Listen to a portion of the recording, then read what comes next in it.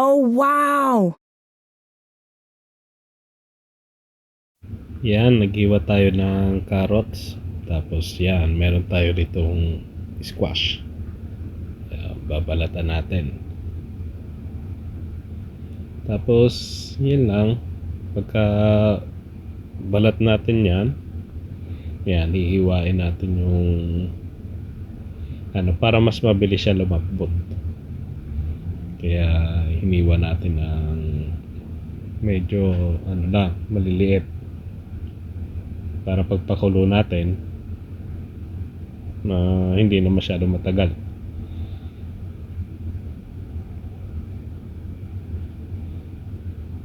Yeah, tsaka yun.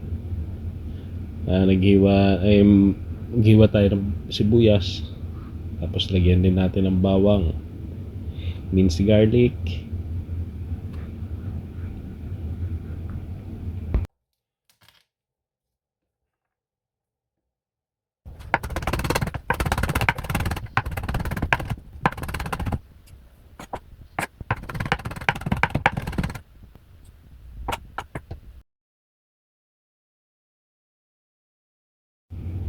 Tapos yan, maglagay na tayo ng butter.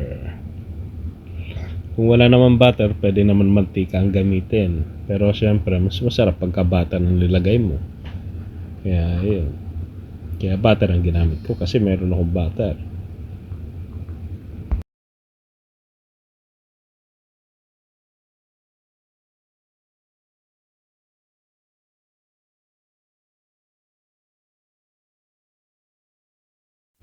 Yun, lagay na natin ang sibuyas.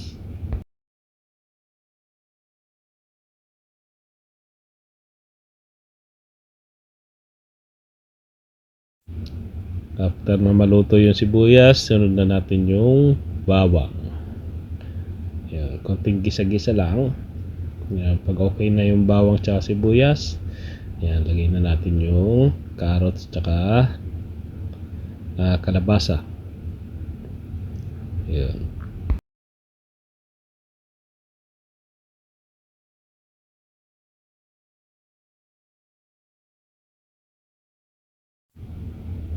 Yun. Ganda ng kalabasa tsaka ng carrots. Fresh na fresh talaga siya.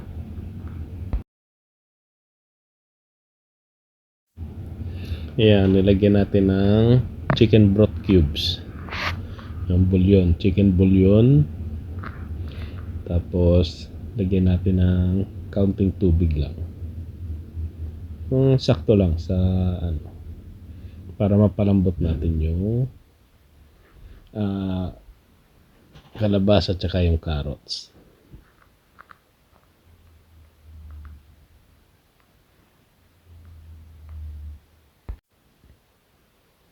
Tsaka yan, lagyan natin ng konting paminta, durog. 2 pinch lang nilagay ko. Tapos lagyan din natin ng asin. Konti lang din.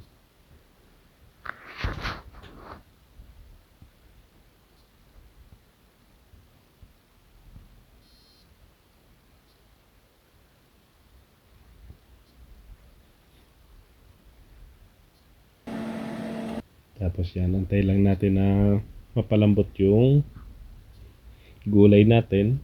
Yan, tsaka pag malambot na siya, yun na. Switch off na natin yung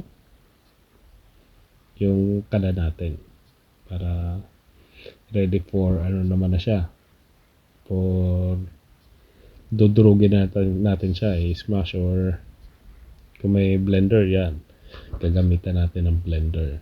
Kung meron din naman kayo yung hand blender, mas maganda rin yun para hindi nyo na ililipat. Kaso wala ako noon, meron lang ako blender, kaya yun ang ginamit ko. Kaya yan, i-blend lang natin hanggang sa maging pino na siya. Yan, pagka ganyan, hanggang mapino siya. Tapos ibabalik ulit natin dun sa same pan na pinaglutuan natin. Yan, painitin lang natin ulit. And then Yan. Titikman lang natin kung okay na. Kung okay na sa inyo yung lasa, then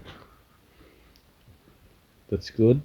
Tapos pagka hindi naman, dagdagan nyo lang ng asin. O kaya kung ano yung parimpla na gusto nyo. Tapos yun, dinagdagan ko lang ng tubig kasi medyo masyado siyang malapot.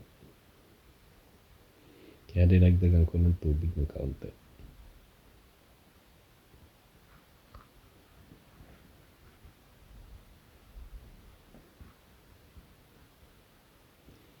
Yan, after na konting halo-halo yan, mekos-mekos, yan, lagyan na natin ng all-purpose cream. Yan, para may medyo creamy pa siya. Tsaka dagdag lasa rin yan, syempre. Then that's it. Pagkatapos ng halo na yan, yun na. Luto na ang ating squash and carrot soup. Yun, napakasarap niyan. Napakasarap nung